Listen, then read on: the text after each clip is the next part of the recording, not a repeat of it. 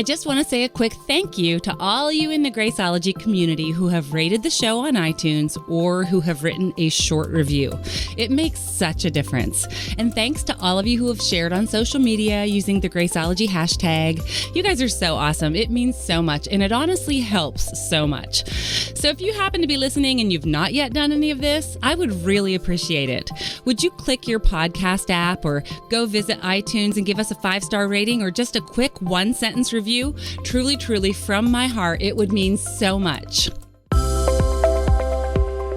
Hello, everyone, and welcome to the Graceologie with Gwen Smith podcast. I'm Gwen Smith, and I am so glad you've joined me today. Around here, we have fun, faith-focused, grace-filled conversations, all to help you know and trust God more. Our discussions are honest, often humorous, and always practical, and they're going to encourage you in meaningful ways to live out and lean on the grace of Jesus in the midst of cluttered, messy days. You got any of those? I know I do, and I can't wait to get to today's conversation, which is a special episode, because my guest is none other than my very own baby girl, Kennedy Smith. My husband Brad and I are just weeks away from an empty nest, so I invited Kennedy to swing by the studio to record a no-consequence conversation about all kinds of mother-daughter things. She shared openly about topics like her upbringing, social media, household boundaries, expectations, competitive sports, dating, and family traditions. I mean, like the whole gamut. Kennedy shared what she liked, what she didn't like, and some of the things that she's learned along the way. And I learned a ton just by listening. I'm 100% confident that you're going to learn a ton too. It was fascinating to hear her heart in an environment where she felt safe and free to say anything. Now, I know that most of you parents and caregivers don't have a podcast, but I sure do encourage you to have this type of no consequence conversation with your kids as well.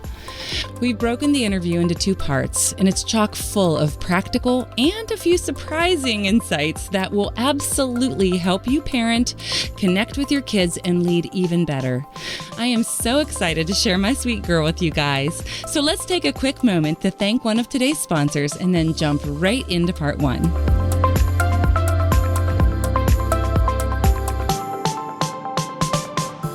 Today's episode of the Graceologie with Gwen Smith podcast is sponsored by my absolute favorite seasonal subscription box, FabFitFun. Receive 20% off your first box when you go to fabfitfun.com and use the code Graceologie. Have you tried it yet? If you don't already know about FabFitFun, it's a seasonal box with high-quality, full-sized beauty, fitness, and lifestyle products. I love it so much. It retails for $49.99, but always has a value of over $200. And getting your FabFitFun box in the mail actually feels like it's your birthday, like 4 times a year. I love it. So head over to fabfitfun.com and use coupon code Graceologie for 20% off your first box. I'm telling you, you're going to love it.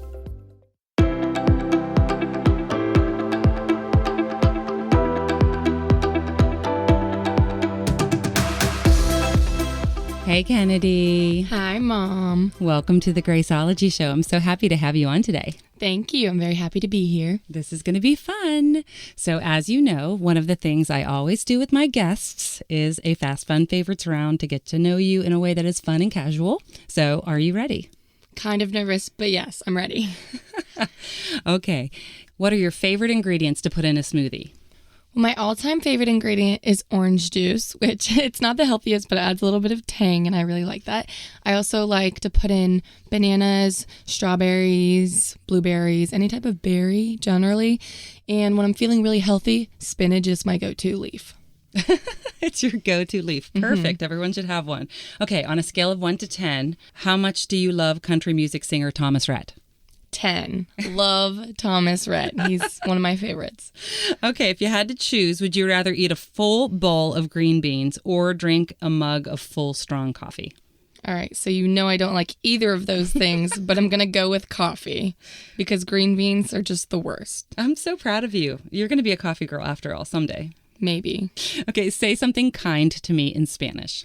Oh, wow, you're really putting me on the spot here. Te amo.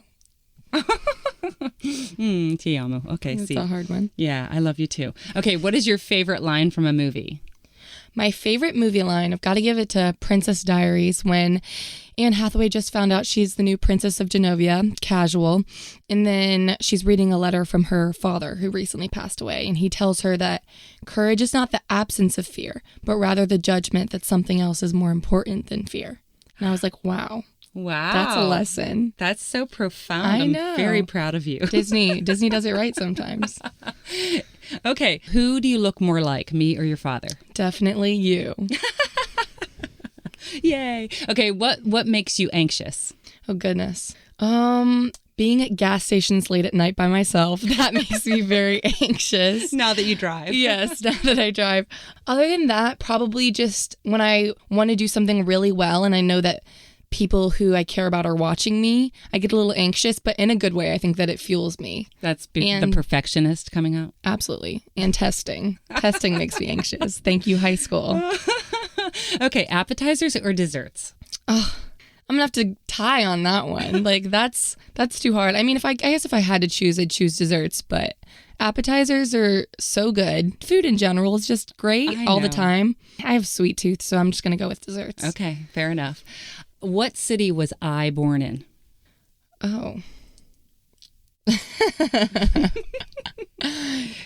You were born in Irwin, Pennsylvania. No. You weren't? No.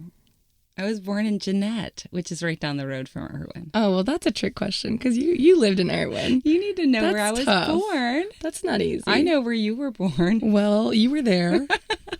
That's true. Okay. Who would win in an arm wrestling competition between you and me? That's really not fair. You know I have weak shoulders.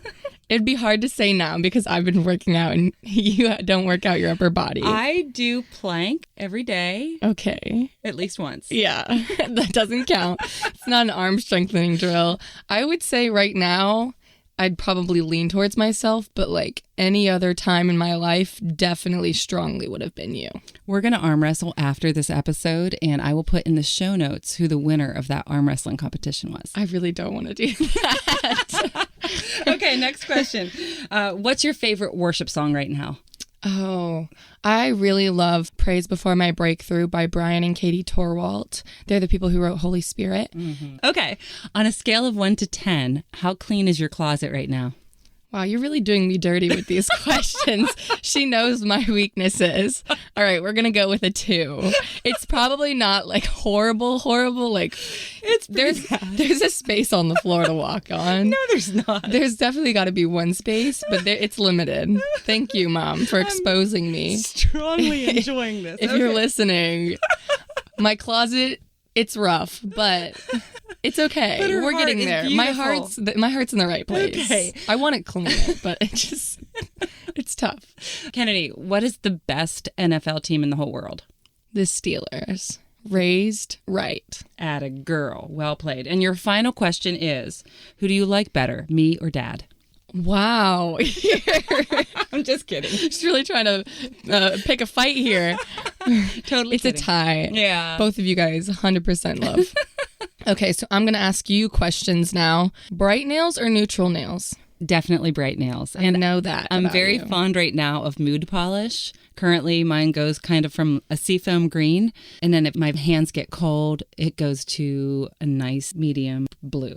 Yeah, and I think nails say a lot about people. Like, I am a neutral nail girl. Her nail polish we go is to the nail salon. So boring. We never agree. I'm like, oh, this is a nice shade of tan. And my mom's like, that is awful. It's you need to go with bright pink. And I'm like, oh, no, that is not happening. The only thing we agree on at the nail salon is we do both love a French manicure. True. Classic. Mm-hmm. Got to go with the classics. Definitely. Okay, so who is your favorite superhero? Wonder Woman. I knew it. I knew that answer. Without a doubt. I know. You love Wonder Woman. Yes. You are Wonder Woman. Oh, honey. I know. That could be nice. You get dessert tonight. Thank you. So what is your favorite late night snack? Oh, potato chips. Mm-hmm. Oh, it's the worst and it's the best. I mean, and I love potato chips with dip. I mean, a close second would be guacamole. Oh, good one. Chips good and one. guac. I feel you. So this is my favorite question. If you had a warning label, what would it say? Oh, a lot of things. Oh, gosh. So many things. I would have to say high voltage, maybe. I don't know. A lot going on. Can't expect anything. Hurricane, loud noises. Okay. What is something weird you would recommend everyone tries at least once? Karaoke. Is that weird? No. No, I mean, I like that answer, though, because for some people that is weird because they don't sing. But it is fun. It's true. Salty or sweet? Definitely salty. 100%. Mm-hmm. You love salt. Yes. So if you could get on a plane right now and go anywhere, where would you go? Hawaii. Oh my gosh, that's where I would go. Honey, we can do it together. Yay. We'll just go. We're going to Hawaii after this. Yes. We're not arm wrestling. We're going to Hawaii. After we arm wrestle. No, we're going to go to Hawaii. Okay. What is your favorite TV show of all time? Like from childhood to adulthood. So like nothing is out of the realm here. When you were watching it, what did you enjoy the most? Alias. With Jennifer Garner. Dad and I absolutely watched it every single Sunday night for 5 years. And at the end, I was tragically disappointed. I just hated to say goodbye to my friends. And it's a spy show. I feel that. There was nothing realistic about it, but it was just great. I loved it. Movie characters are your friends. Yes. And the end of a series, I don't think that like people don't know how they can affect you. Well, can you tell everyone right now how you were affected after you were done watching all 10 seasons of The Office? Thank you again for bringing up a vulnerable moment of my life. Well, if any of you have seen the episode, it's way more sappy than to be expected because The Office is clearly a comedy and it's just hilarious and you're laughing the entire time. And the last episode hits you out of nowhere with this sentiment that you're just not prepared for. And so me, being very invested at this point, 10 seasons, started hysterically crying because I felt like I was losing all of these people who they're now my friends. She was inconsolable. I was very sad. It was very a moment. sad. And we did not see it coming.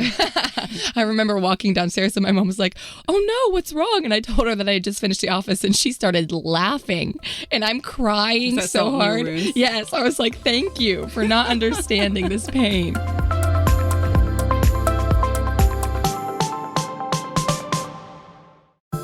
I want to thank Covenant Eyes for sponsoring today's Graceologie episode.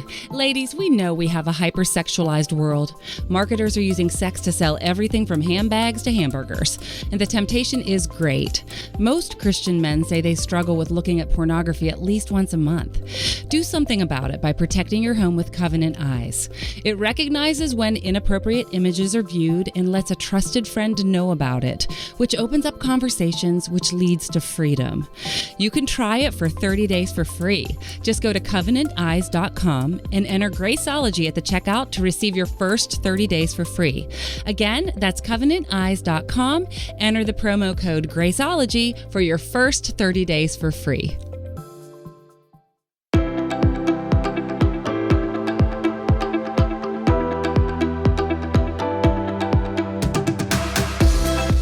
Well, Kennedy, obviously, I'm delighted to have you here. We're going to transition now from your trauma, of post office trauma, to just a conversation about moms and daughters and just your raising, because your dad and I are facing empty nest in just a couple weeks. And we have this special Mother's Day, which will be the last one where you're actually with us in our home. I know.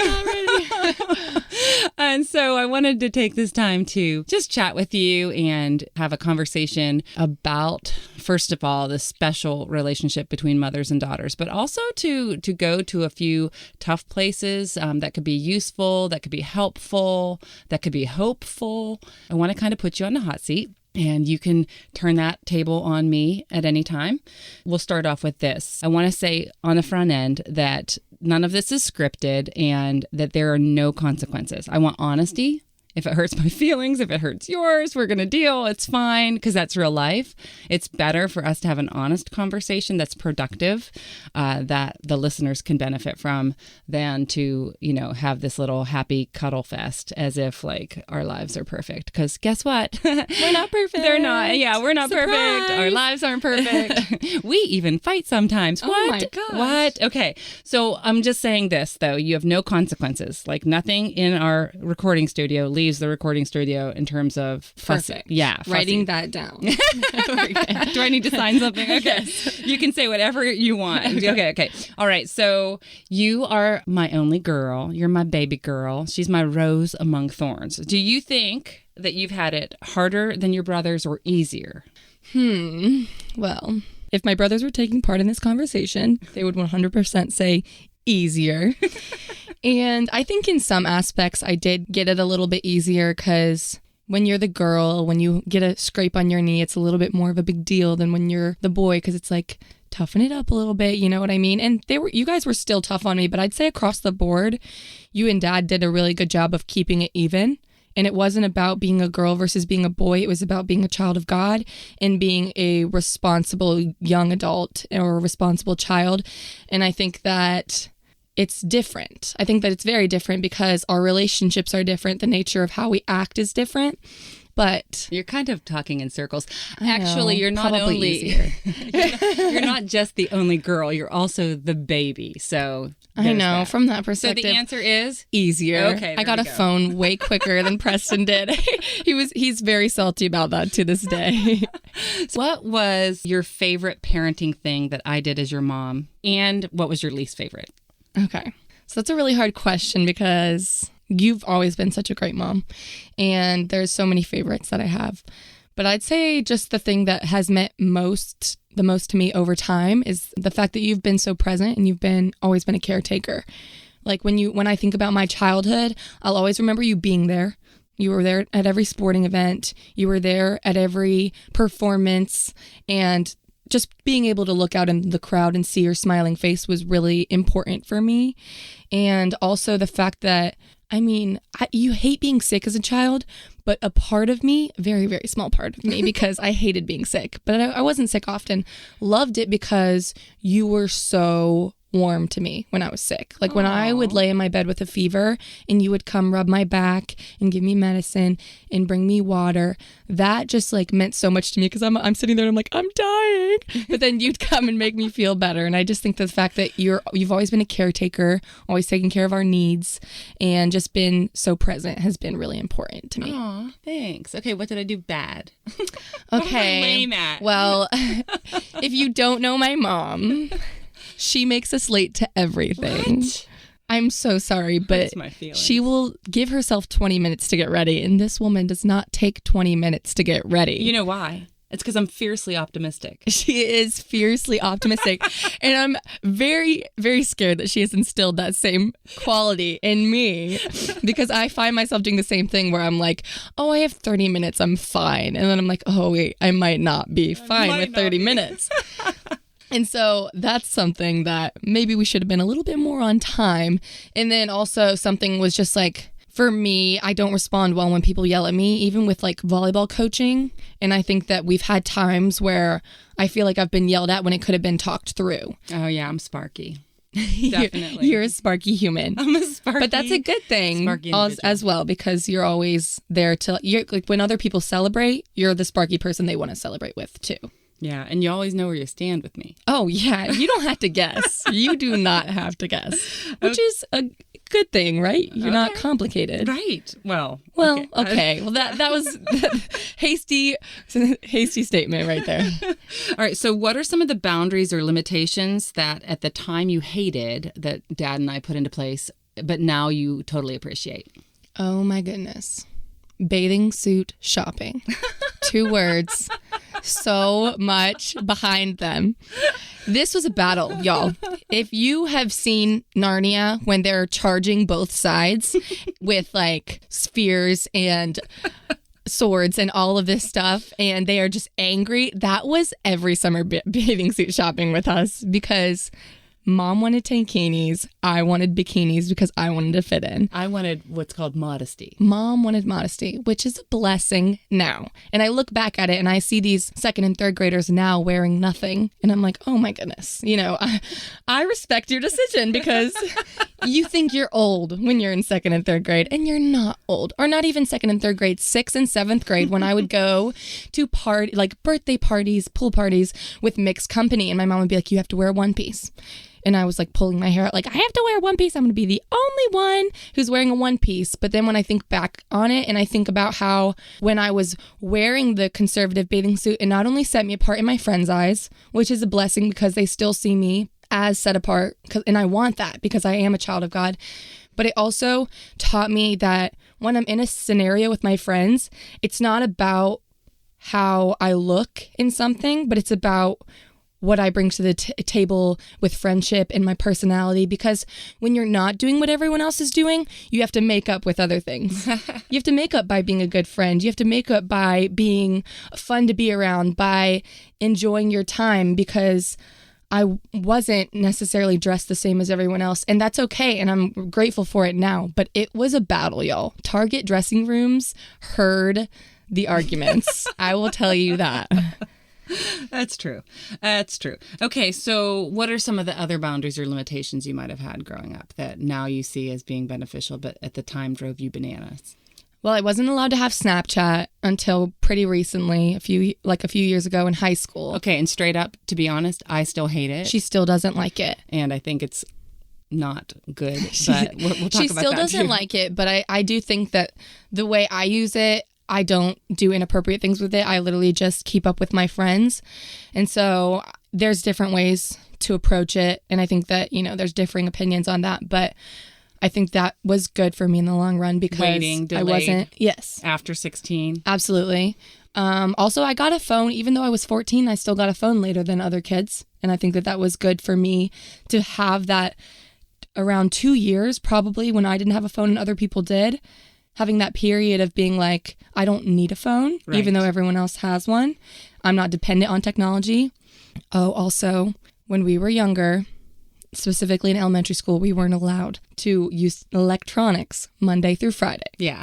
And that was hard. Actually, it was Monday through Thursday. Monday through Thursday. Because on Friday, after you got home from school, we did let you have some limited. So Monday through Thursday, and then we'd have a little bit on Friday. Yeah. So we changed that when the kids got older and were in their mid to late teens. They had a lot more freedom with technology because it was so foundationally essential that they played as children. And so, like everything with coming home from school, they had to do homework first, but then they were expected to play and contribute around the house. And so there was no electronics at all Monday through Thursday on school days when they were that was probably implemented most of your life through maybe 7th or 8th grade. And also the way you and Dad censored the shows and movies that we watched. You hated that. I hated that. But I'm here to tell you that it's actually been one of the biggest blessings because I don't enjoy watching rated R movies. I don't enjoy watching horror movies. I don't enjoy watching things that I know are inappropriate. Mm-hmm. I'll enjoy watching a TV show like The Office where it can get a little bit raunchy because I'm totally mature enough where I can take it now and I can be like, okay, I wouldn't actually want to say that in a group of people. That behavior. Right. But it is like there are funny moments, and so you got to take everything with a grain of salt. But not being able to watch Wizards of Waverly Place or Hannah Montana when I was younger drove me crazy because that's what everyone else was watching.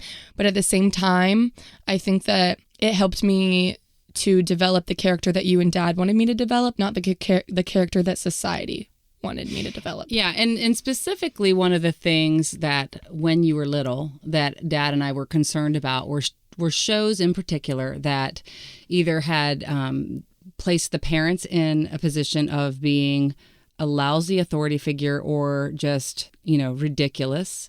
So we wanted to have a respectable environment for you to be raised in terms of just that core value. Another thing was we steered you away from watching any shows that brought in adult type relationships in the teen and early tween years. That's why a lot of the Disney shows we did, or, kids shows, we did not let you watch because we raised you guys differently, even with all of the relational boundaries, saying that the purpose, we're not anti-dating at all. We just want you guys to grow in who you are and to know who God designed you to be. What is your personality? What are your strengths? And dating is purposed to find a husband or a wife, not just something to pass the time. And so we didn't like shows that would have, a 13-year-old girl dating a 14-year-old boy. We just had different perspective on that whole environment. Absolutely. And I think you're right in the fact that shows have really changed their dynamic in how they present parents. Yep. And a lot of shows present parents as like unattached or ridiculous in the way they act, or just kind of aloof in a way where they don't know what's going on. Yeah. Their kid's leading a double life or something like that. Whereas if you think back about shows in the previous generation, like Little House on the Prairie. I was just going to talk about that. Oh my gosh. We loved that show. But when I think about that, and I think about how they treated their parents and respected their parents, and that was a show that I loved, and a show that I think contained a ton of good values in it. And finding those shows that your kid's going to love that also support your moral values is important, because what you take in and absorb does affect you.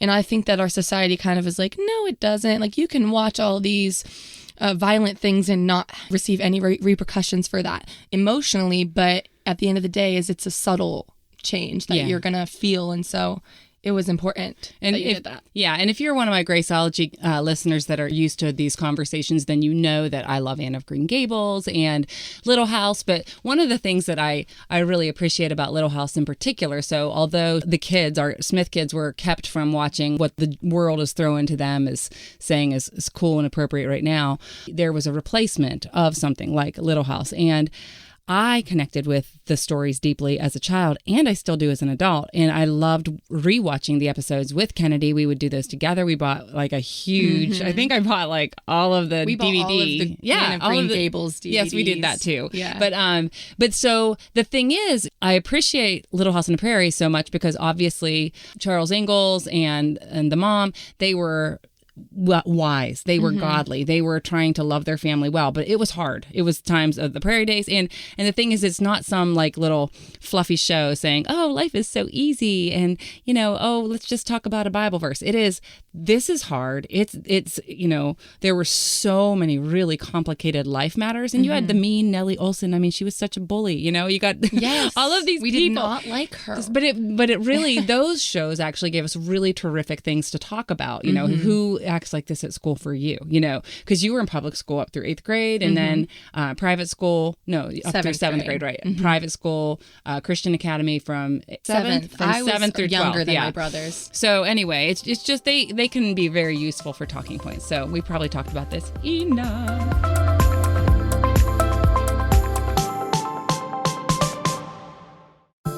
Hey guys, do you ever get frustrated when you read the Bible because it seems hard to understand? Let me tell you, you are not alone. And that's why I've created a 5-part online inductive Bible study called the Psalm Adventure to help make Bible study more simple. Listen, I've had tons of conversations and I've heard from so many of you asking how you can understand Scripture and know what God has to say about things like forgiveness and finances and healing and fear and anxiety and relationships. You want to know how to connect your personal struggles to the promises of God. That's exactly what we explore in the Psalm Adventure because we go right to the source of all grace and all truth, the Bible. Join me for a free Psalm Adventure. When you do, you'll get weekly instructions and videos where you and I hang out and where we talk about what we've read that week and seek God's heart together and pray and grow as a Graceologie community. Even if you've never done a Bible study before in your life, I promise you, this Psalm Adventure is doable. Consider this your personal invitation. It is time to gain some clarity in the Word and to experience a renewed hope and strength and peace that is only found in the presence of God. So learn more about the free online studies and register today by visiting gwensmith.net/psalmadventure. That's gwensmith.net/psalmadventure.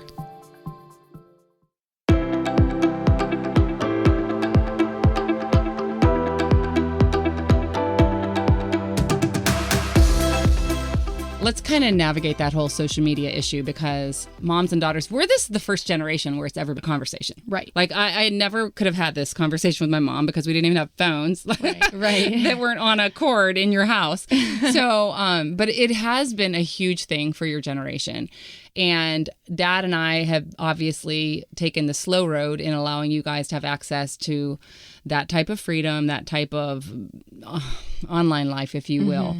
What are your general thoughts about how Dad and I have handled tech through the years, but then navigate social media for me here. And for the moms who are listening, because I know that there's a lot of kids who are lacking accountability or I don't know. There's the whole spectrum, I'm sure, in terms absolutely. of listeners. So you and Dad handled it really well. Something that happened in middle school specifically was an app called Kik, K-I-K, went viral. And it's not a thing anymore, but basically what it was is it was a messaging app where you could basically text and delete the messages, clear everything, and nothing would ever be seen again. And that's similar to Snapchat, which you didn't let me have till recently, and I'm still responsible with because I have my own moral values instilled in me now at this point. Right. But any app where things can be deleted and never seen again, I would say it's a no-go for kids. It started to develop when I was in middle school. It wasn't a thing when I was in elementary school. I would say around 7th and 8th grade, that's when it started to become a thing. And when there's no accountability, as in only one person can see it or only a few people can see it, and other than that, no one else, and you as a parent can't see it, I would say that it's just not good in general, because basically your child will feel like they have that freedom to play with something that they necessarily shouldn't be playing with. And so also, when I think about how social media has evolved, is that I got Instagram when I was younger, probably like 6th grade. But at the same time, Instagram has changed a lot. Yeah. My username was pinkpanda7, and I would post pictures of the things I made out of duct tape and my new hairstyles that I had practiced. And I probably followed 20 people, and they were all my little 6th grade girlfriends and my mom. And that was it. And so that was innocent for me as a child. But now you have meme pages that are posting inappropriate content, and you have celebrities, all of these influencers, not none of them, the majority of them are not promoting good material to your children. And so they'll be like, can I drop names? Yeah. Oh, I love Emma Chamberlain. Well, she is funny. Yes, she is funny. Her videos are funny. That is a fact. But, okay, that's an opinion actually. But she cusses a lot. She's not promoting good modesty when she dresses. She's not hanging out with the right people. She's not promoting how you want your daughter to act. And so when they're following those people on Instagram now, they are portraying themselves as perfect on Instagram. That's where there's a disparity between how it used to be, which, it changes so fast because how it used to be was only a few years ago. Yeah.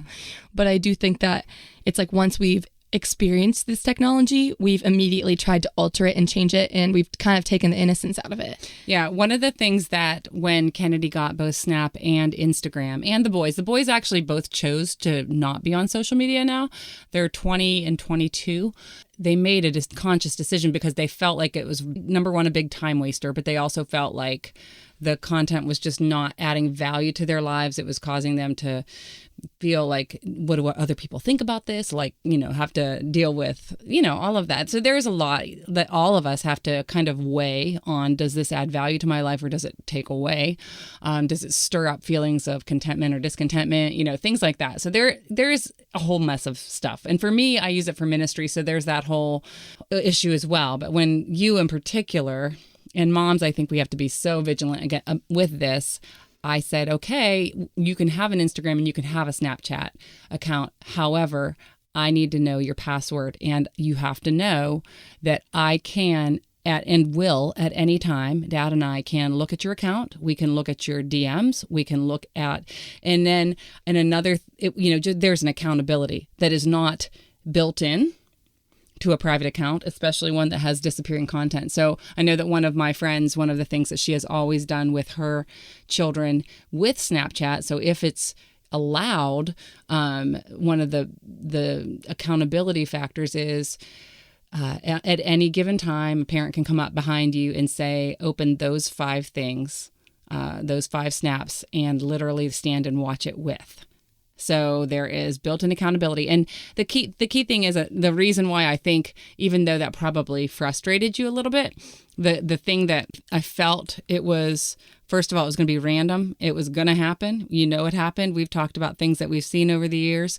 But I think that as a mom, I feel good about that because Kennedy and the boys were forced to let their friends know, my parents can and will check things randomly. So you need to be careful about what you send me. Absolutely. And I would say as a parent, I mean, I'm 18, so technically I'm an adult now. And as looking back as a child, that was super important. But my mom has every single form of social media that I have. And she follows me and I follow her on that. And so I would say as a parent, if your child is partaking in social media, partake in it yourself. Even if all you do is follow your child and they follow you, but just knowing that your presence is there, you're seeing everything that they post, and you're available to talk about it is very important. And so I think that if your child's going through it, you're going through it with them. Yeah. That's something as a mom that you can take away from me, even though, because I grew up with you being there, and it did encourage me to be more careful and cautious. So talk about some of my listeners might not be that familiar with some of the toxic and dark things happening on Snap and Instagram and things like that. So from what you've seen in the friends and people that you know that are not making the best choices, what are some of I know that there's fake accounts, there's Instas where it's a fake Instagram, and then there's, sometimes maybe parents know about their child's regular account, but they don't know about hidden accounts or things like that. Talk about some of the things that parents should be aware of in order to parent well. Right. It's challenging for me to talk about because I don't want to be that tattletale, but I do think that as a parent, you should be informed. Specifically, if you do have access to your child's username and password, if you log on to their account, you should be able to get into all of their accounts, unless they have it on a different password. But if they have a Finsta or anything, you should be able to hit the scroll down bar at the top of their account, all the way on the right side of the Instagram, and there will be alternate accounts on that pull down bar that you could search to see if they had a different one. But yes, people create fake accounts basically where they can post, and sometimes they're innocent, sometimes it's funny content, where they literally just want to be themselves and they just want to have fun, but they don't necessarily want to portray that in front of everyone, and that's fine. And a lot of my friends, that is how they use it, but some kids use that to post inappropriate content, which you can peruse through and see what they're actually doing, which is, scary for them, because I wouldn't never want to be exposed in that light. Well, what are some of the nasty things happening on Snap that parents need to be aware of? Don't add random people. There are random people that will add your child on social media, and I would say just don't do it in general. Even if they have like 30 to 60 mutual friends, you're safer. But if you think about just the fact that they don't know them, and yes, keep your accounts private. You literally, your Instagram account was private till like last week. So up until 18, it was not an option. My kids had to have private Instagram accounts where they literally had to approve anyone viewing their content. And the only reason I went public recently is because I want to, when I look at people like Sadie Robertson, and I think that she's so motivational in the way she encourages others and shares her testimony and shares her life in a very real way. And I kind of wanted to be that same way. Yeah. And so that's why I went public. And that's the only reason, because otherwise I wasn't really interested in being public. But I was like, maybe there's someone out there who doesn't want to follow me. Yeah. But if they look through my Instagram and see something, that it'll encourage them towards Christ. And so that's why I recently did that. But other than that, I would never have done it. So keep your accounts private. Don't follow random people, because it creeps me out to even talk about it, but there are like older men, women, older people who pretend to be young children or like a teenager on social media, and they'll try to add your child on Snapchat, and they'll go under an alias and they'll try to get inappropriate pictures from your child. And that just completely horrifies me, because I think it's gross. I think it's horrible. And I can't believe anyone would ever do that. And it hasn't happened to me because I don't add random people back. Yeah. But it has happened to some of my friends. And of course, as soon as someone asks, they're going to hit block. But just even someone asking that from you makes you uncomfortable. Mm-hmm. And so it's, an ounce of prevention is worth a pound of cure. Something my dad always says. Thank you, Dad. But it's true. That's awesome. Prevent yourself from being in that situation. Okay, so I think that was pretty comprehensive on social media, and that's helpful to hear. So I want to get back to a few fun mommy-daughter stuff. And then again, I want to hear the stuff that I maybe wasn't done well, that you hope that other moms will do better, all of that kind of stuff. But I want to ask you, what tradition do you love about our family that you want to continue with your family? So something that our family always did, we don't necessarily do it now because my brothers are in college and it's just me and my parents and we hang out all the time. But we used to have pizza and movie Friday nights. Yes. And that was huge because when you're putting family first, what that looks like is hanging out with your family on Friday night and not all of your friends. And you do want to be a good friend and you want to spend your time with your friends. But if you're spending your school days with your friends and you're spending Saturday with your friends, you can spend Friday night with your family. And I think that eating pizza and watching a movie was just like, it was a tradition that we instilled that encouraged us to be close-knit, encouraged us to have fun together. And it was just something that I will always value. And I definitely want to do that with my kids. And if you're gluten-free and dairy-free, we apologize. And salad and movie night. Yes, salad and movie night is the best. And it's healthier. With her preferred leaf of spinach. Yes, spinach is my preferred leaf. So also something that we've always done is because we're a huge sports family. So it kind of depends on what your family dynamic is like. Yeah, we're sporty. Oh, yeah, we're sporty. Not to toot our own horn or anything. But we have always done brackets, whether it be football brackets, March Madness brackets, anything. We'll do brackets as a family, and then we take the winner to Dairy Queen. And they can get whatever they want on the menu, and everyone else has to get a small cone. It's the best. It is so fun. Technically, everyone's a winner, and I think they probably had to install that rule because of me, because I probably was like losing every time, crying, I'm not getting anything. And they're like, okay, losers get a small cone. But let's talk about the March Madness bracket this year. Who won that? Gwen Smith won the March Madness bracket this year. It was the first time I ever won, so I was pretty excited She's about that. Pretty hyped up about it. We'll give it to her. We'll give it to her. Yeah, I haven't gotten my peanut butter parfait yet, but I'm on my way. Our girls got to celebrate our wins together because usually the guys take home the brackets, not going to lie. They're 60% of the family. They research, and we just don't have the energy to research which teams are better. Okay, I actually do. Did you research? Yeah, I do. I don't research, guys. Generally. I generally choose on colors. Oh, okay, move on. But I'm sporty, guys, I swear. And artsy. Okay. Yeah. So that's always been super fun, was doing that with my family. And then also something that's small. So I don't know if people would consider it a tradition, but the fact that we have done it every time we've had family dinner is that when we pray, we hold hands around the table. Yeah. That's like really central, that it just connects the family. And I think physical touch, it's a connection in a different way. Yeah. And when we're holding hands and praying together, it makes it a communal thing. It makes it something that we're all in together. And that's something that I think a family can share, that special moment, even when we're in public.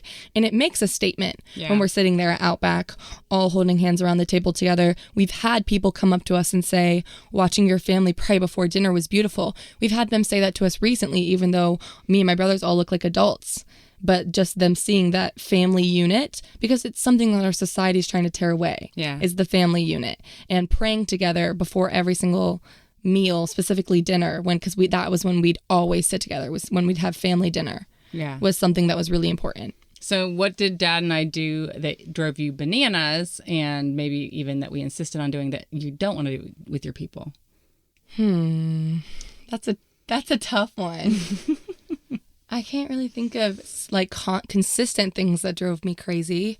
Oh, how about when you give me a list of chores on Saturday morning? What's wrong with a list of chores? I'm just saying, as a kid, I did not like it. And I'm going to like it because I'm going to be like, yes, it taught me how to Swiffer the floors and clean the bathrooms and all of this. But I'm obsessed with my Swiffer, I just have to say. She loves her Swiffer. This is not an ad, guys. This is real life.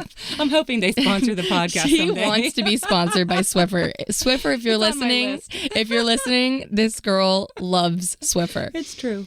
But I used to wake up on Saturday mornings, all of us would, and our name would be on a sticky note, like a long sticky note, guys. We're not talking a 2x2 sticky note.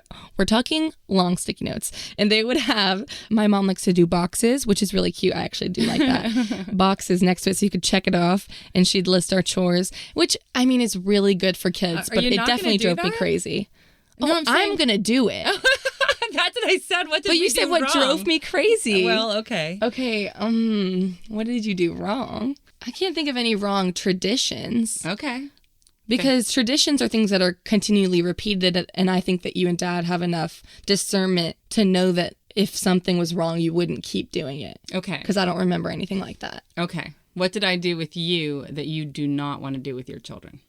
No consequences. I'm trying to think. I am trying to think. Oh my gosh. What? She makes me be independent when I do not want to be independent. And I don't know if I'm necessarily going to do this with my kids. I might. But when I don't want, like, I get nervous in social settings by myself. I'm very much like, I'm fine walking. If I'm walking in a group, I can lead that group totally fine. But just knowing that people are there with me. But if I'm by myself and my mom's like, listen, we're in the frozen aisle. She's picking up some pizza pockets. She doesn't get them very often. No, this is a really exciting scenario. This is a good time. We're having a good time at Harris Teeter. And she's like, Kennedy, I need you to run across the store and get some strawberries. I'm like, really? She has panic. I'm like, do you really need me to go by myself all the way across Harris Teeter? And that would stress me out. She wouldn't do it. She would literally.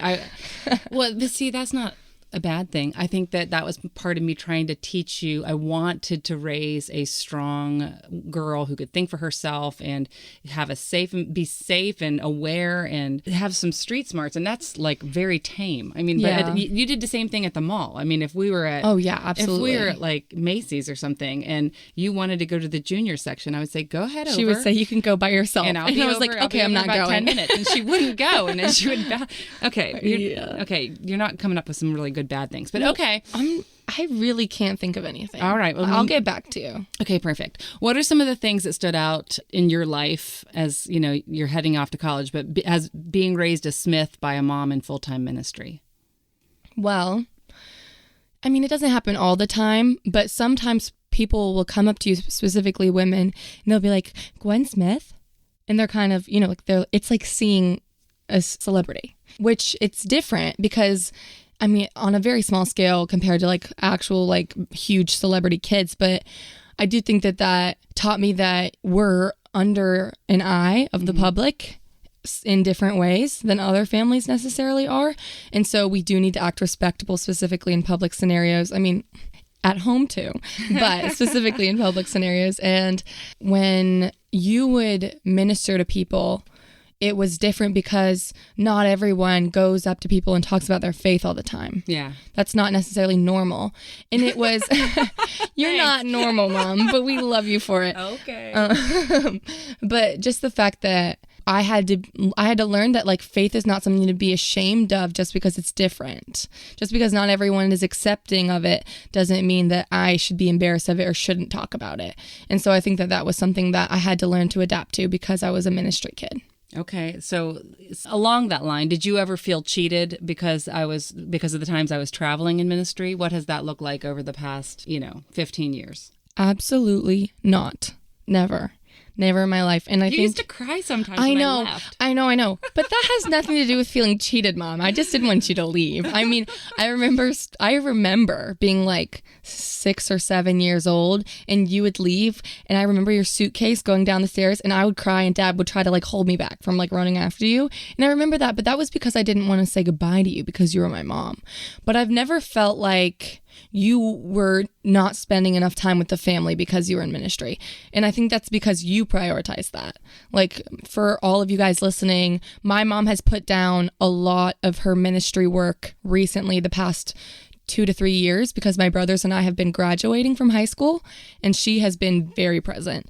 And I think you work a full-time job in part-time hours, which is crazy. I don't know how you do it. Kudos to you. Thanks. But she works it in part-time hours because she wants to spend the other hours with our family.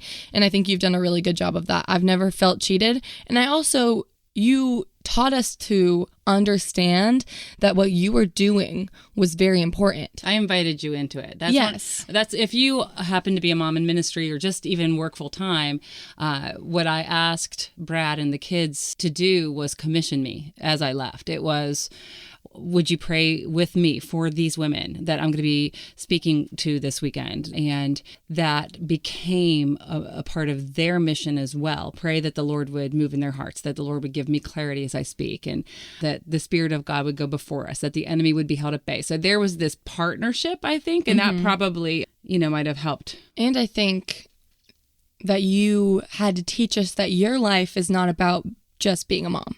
Come on, preach that sermon. We want your life to be just a mom sometimes, but that's our selfish human nature. Yeah. Because our job is not to absorb all of your time for ourselves. What? I know, I tend to do it. I know. But our job as your kids is to support you in what you're doing as well. And so I think that my dad also encouraged us when you were away, that it was like fun dad's weekend. Let mom do this because mom needs to share Jesus with these women. Yeah, and it was really sugar, sugar, sugar. It was really French toast in the morning and ice cream. Pancakes at night. Which, fun dad's weekend. Okay. Why I have a sweet tooth, why I answered desserts at the beginning. Thank you, Dad. But for real, I think that we realize that Jesus and spreading his word and his name is so important. It's more important than anything that we could do. And so I think that it was valuable for us to realize that we weren't letting you go. We were sharing you. Yeah. And we were sharing you with Christ. And if we're going to share something with anyone, we want to share with Christ. We want to share our lives with Christ. We want to share our time with Christ. And so that was important. Yeah. So as far as sharing goes, that one of the things that God has called me to do is be vulnerable with my failures and our family and all kinds of stuff like that in ministry. In particular with, when I was in college, when your dad and I were in college, how we did not stay sexually pure. We made choices that were not in God's plan and ended up with an unplanned pregnancy and in an abortion clinic. So knowing that you have a sibling in heaven, God has brought healing, forgiveness, restoration, and redemption in my life and in the life of your dad, and a miracle to allow us to be together the way we are. Does that ever scare you? The ways that God has called me to be vulnerable from the platform and in ministry and my writing and speaking. How do you feel about that? Currently, it's not scary for me at all, and I'll explain why in a second, but I will say being completely transparent, when I was in 5th grade through 8th grade, it did scare me. Probably through 9th grade, actually. It really scared me because it was uncomfortable. No one wants to think of the wrong things that their parents have done. And it was a little embarrassing for me, if I'm being honest, when I was young, because I didn't know how to process it. But recently, I've just been respectful of it because I see that transparency and I see how untransparent the world is, and I see how badly the world needs it. And I think that there's so much of a beauty to it. And I think when I was little, I had such a narrow view in the fact that I was like, how many people actually go through this? It can't be that many. This is embarrassing that my parents are saying this because, who does that? I didn't know that. 1 in 3. Right. 1 out of every 3 women. So many people go through it. Every single group I speak to. And so when I was thinking about, when I think about now how many people struggle with it and the need for that, it's motivating. It's not embarrassing at all. And I think that just comes with a sense of maturity for me to be able to really see that for what it is. And that transparency it took me maturing and seeing how in pain the world is and how in need the world is of that truthful message.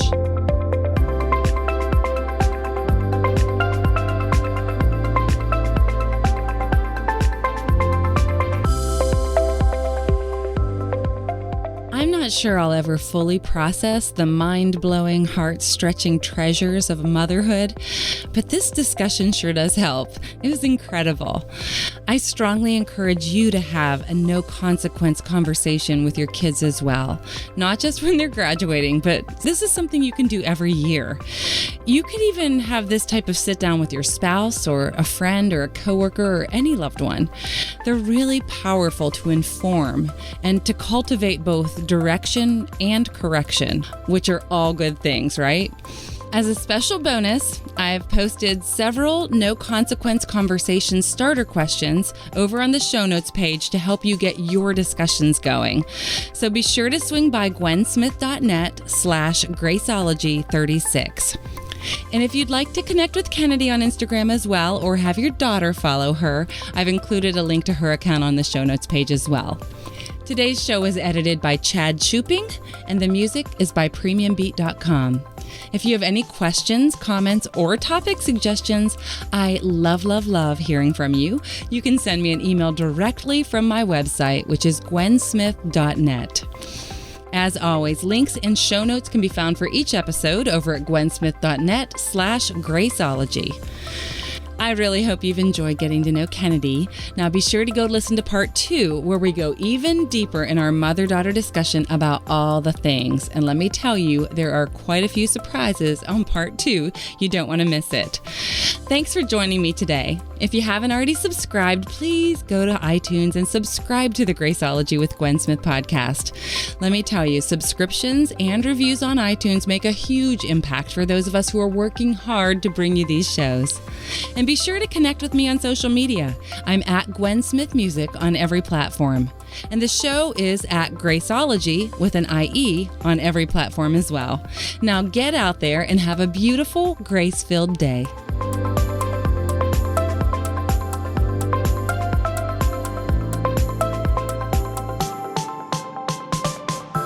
Thanks again to FabFitFun for sponsoring today's episode. Hey, be sure to run over to fabfitfun.com and use coupon code Graceologie for 40% off your first box.